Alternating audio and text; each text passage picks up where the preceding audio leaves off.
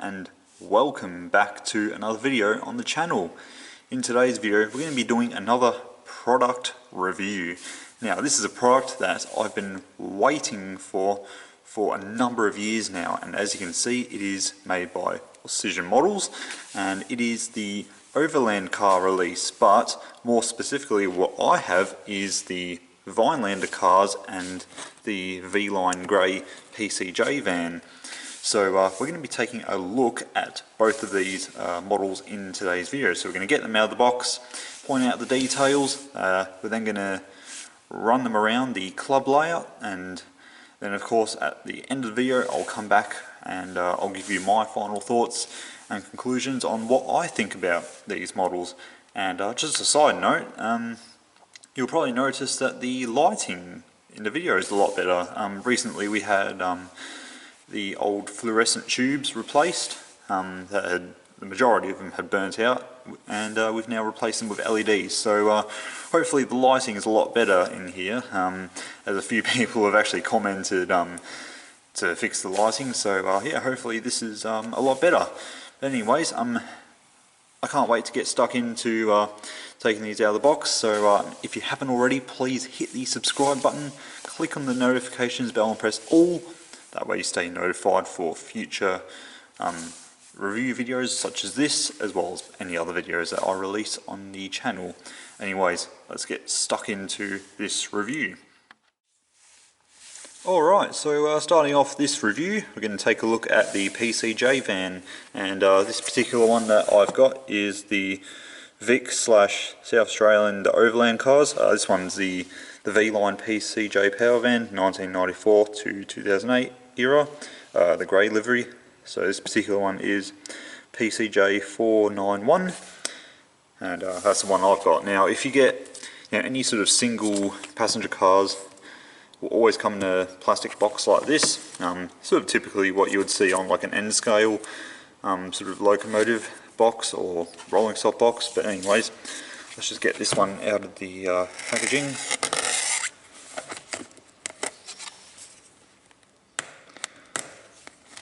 There we go.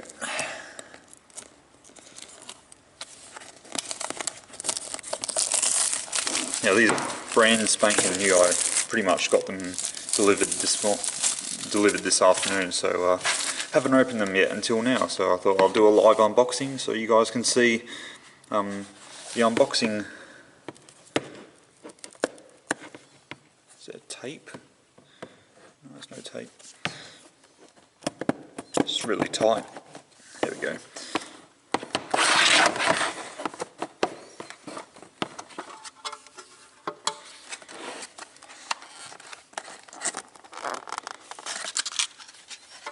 Alright, so there it is. Hopefully I can pick this up without damaging it.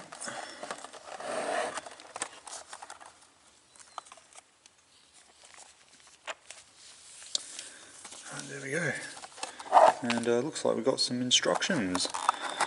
So I'll put this over to the side here. Got some instructions in the box. It's a bit unusual for passenger vehicles. Okay, so it looks like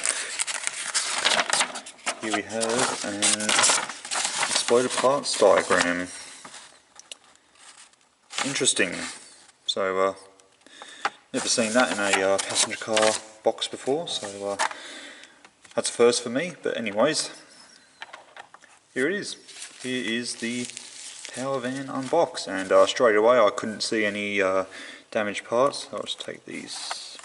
It's got some plastic bits on there, so I'll show how these are supposed to come off. I don't want to damage anything. Oh yeah, just carefully pull it out like that.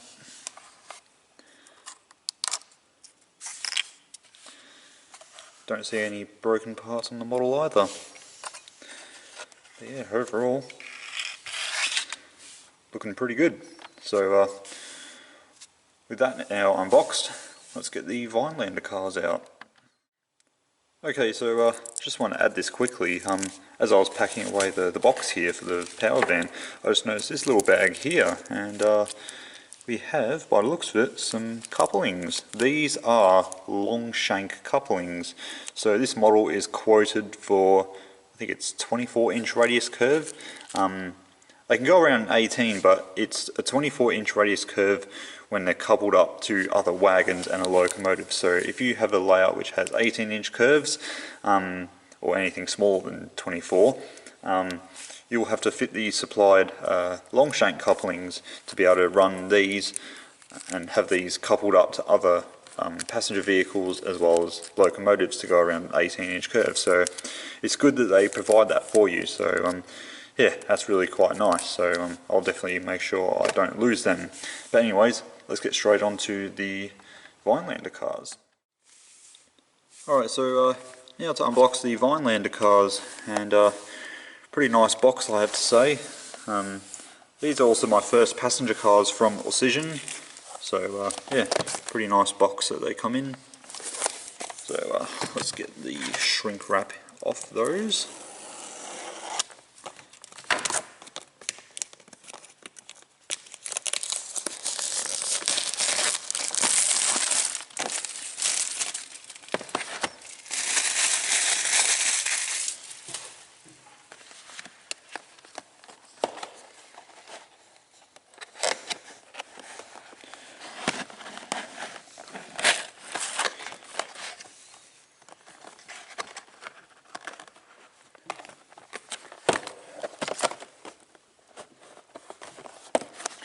There we go.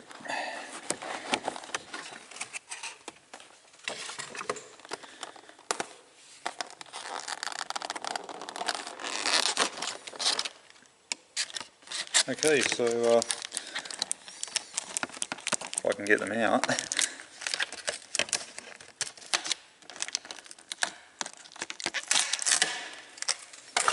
Oops, dropped them on the floor. There they are. You've got the same long shank couplings, so that way you can run them around a less than 24-inch radius curve, coupled up to other rolling stock and locomotives. So make sure you don't lose that. And taking the passenger cars out very carefully.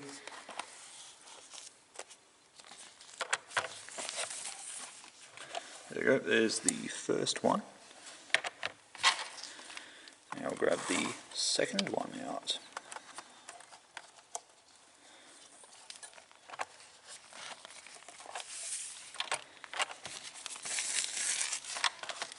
And of course they have the plastic pieces on the ends, so just be very careful when you're removing that.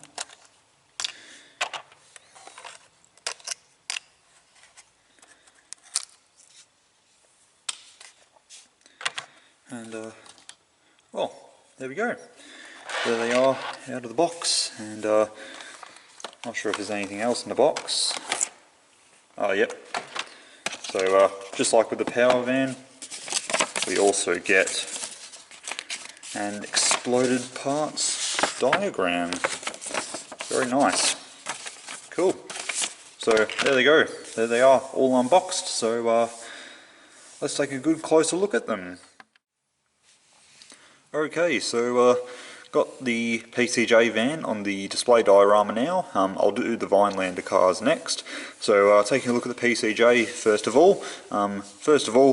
The very noticeable thing is the livery application. Very, very crisp and clean, especially where the silver meets the grey. There's no blemishes or fading of the paint, like there's no paint fade or bleed anywhere. It's done really, really nicely. All the logos and letters and numbers are all legible and have been printed on really, really cleanly and sharply. The glazing looks really nice. We have a wealth of separately applied metal handrails, and the underframe detailing really is quite good. So the sides are all looking really, really nice. Now I'm not sure if these vents here are just plastic or if they're brass etched. I'm not too sure. Someone can correct me in the comments. Now if we look at the ends here, again we have a wealth of separately applied parts. We have coupling lift bars, we have shunter steps, we have metal knuckle style couplings. Now I'm not sure if these are genuine KDs or if these are just Auscision's version.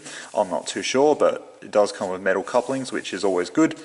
We do have, they are working diaphragms, so they do move, which is pretty realistic. We have various separately applied metal handrails. We have some really nice printing along the ends, which is all legible. We have some glazing, and these are the marker lights here. Now these, I believe, they actually operate. So very nice. We'll probably take a look at that later. And moving around to this side here, same sort of deal. The livery application is very, very nice, clean and crisp. All of the logos, letters and numbers, that sort of thing, are all very nicely applied. All nice and crisp and clear and legible. Again, we have a wealth of underframe detailing, and the bogies are really, really nice. These are probably some of the most detailed bogies I've seen on a ready-to-run model in a while. They really do look that good. We have various separately applied handrails and other separately applied features. Now coming around to this end here, we have some pretty much the same sort of detailing, although we have this warning sticker here for hearing. So as this is the generator end, so the power card has a generator to generate the electricity for the lighting and the heating, etc. in the carriages. So that would be this end. The other end would be sort of where the I guess the conductor or the guard would sit. I'm not too sure, but someone can correct me in the comments on that. We also have the marker lights. These do operate, and as well as that, we got some nice separately applied handrails. Now, taking a look at the top of the carriage here, we have a wealth of separately applied handrails, and we also have a very nicely done exhaust silencer for the generator, as well as we have some more grills here, which they look to be moulded, but they look very, very nice. Now, while I've got the carriage up in the air, as you can see, there are pickups for the bogies. As like I said, these have marker lights that do work, and there are the switches there for those marker lights. So we'll find out how those work a little bit later on. But yeah, that is the PCJ, and I think it looks very nice. So let's take a look at the Vinelander cars. Okay, so taking a look at the Vinelander cars now. I've just got one up on here for the moment, as the other one's pretty much the same. So whatever it is I say for this one applies to the other one. So first of all, livery application. Again, just like the Power Van, absolutely superb. Where the silver meets the orange is nice and clean, clean and crisp. There is no paint bleed or anything like that. Even down to the ends here, where we have a small slither of orange that meets the silver. That's been very, very nicely done. And something I've also noticed is, if you look carefully, hopefully I can zoom this in and you can see what I'm talking about. We actually have the doors that lead into the sleeping compartments, because these are sleeper cars, and they've actually bothered to model the doors on them, which I think is a really, really nice feature. And I have to say, Auscision, they have done a really, really good job at that. So that is looking really, really good. So big thumbs up on that. And as well as that, we also have a wealth of separately applied parts. So we've got steps and looks like a brake wheel there. We've got some shunter steps. We have some very nice metal handrails. Got flush glazing all the way around the model, which looks very, very nice. We have all the logos, such as the V-Line logo and the Vinelander lettering, is all done very nicely. There's no nasty paint fade or paint bleed or anything like that. It's all looking really good. And then turn the model around. The ends do look pretty good. Now, these unfortunately don't light up, as there is no pickups on the bogies, which is a bit of a shame, but I mean, it is what it is. Although we do have working diaphragms, which do work, as you can see. We also have, like I said, shunter steps, got some air hoses, got a coupling lift bar, and we have some metal knuckle couplings. I don't think these are genuine KDs, I think these are just Auscision's own, but it's good to see that they come with metal couplings. And then moving around to this side, as you can see, we have curtains which have been very nicely modelled. We have, I believe that is maybe the bathroom section? Correct me if I'm wrong on that. But yeah, we've got some nice metal handrails. We have the V-Line logo and the Vinelander stenciling done very nicely. Again, really nice livery application.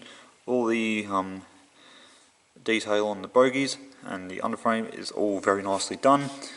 And we also have some very nice legible numbers that have been printed on very cleanly and crisp.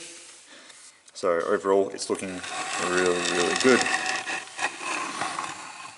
Coming around to this end, got a little bit more detail than the other end, but yeah, like I said, we've still got the genuine metal couplings. Got some couple of lift bar, we have a shunter step, and we've got some air hoses, etc. And as well as that, we've got flush glazing and the working diaphragm. Very, very nice. Now, take a look at the roof. Pretty plain on the roof. We just have got a few handrails, and I'm guessing this is some sort of access hatch. I don't know, correct me if I'm wrong. And then looking underneath, we've got some nice underframe detailing, metal wheels of course all round, and yeah, it looks really, really good. So overall, looking pretty good. So I reckon what we'll do is I want to see how the lighting function works on the PCJ, and then we'll go down to the club and give these a run around the club behind a train. Okay, so I've got the PCJ van on the layout now, and the layout's all powered on. So you have to have the layout powered on for the lights to work, obviously. Now, there's two switches underneath the model. Now, both of them are switched to on from the factory. Now, I've switched one of them to off, which is this end here. But if I just turn the model around, oops, short circuit there. As you can see, they are on this end here. Now, if I take this off, as you can see, this one here switched to off, so let's turn that on.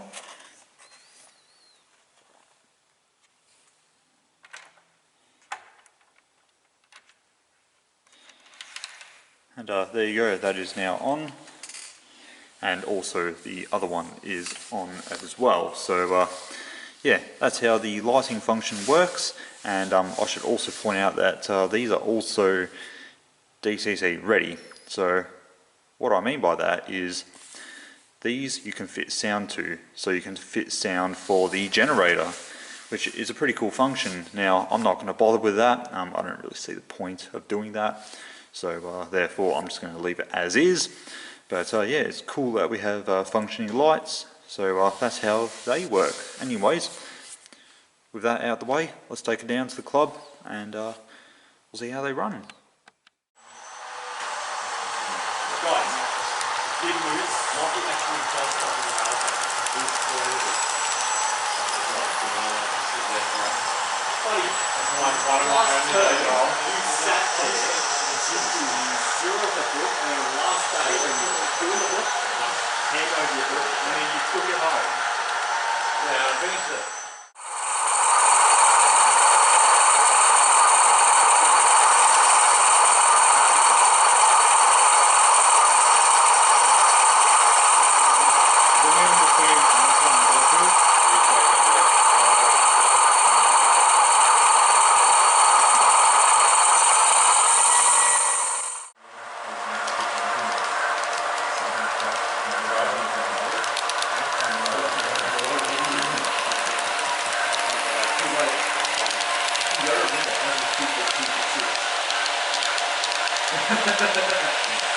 So that's fair.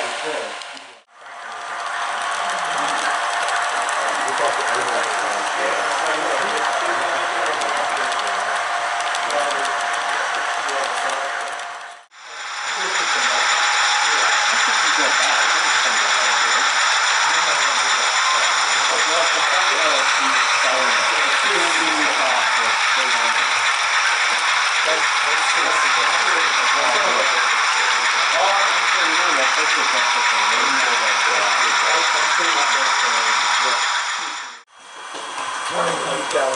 up here.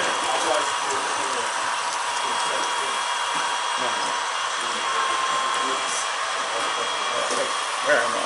Oh, no, that.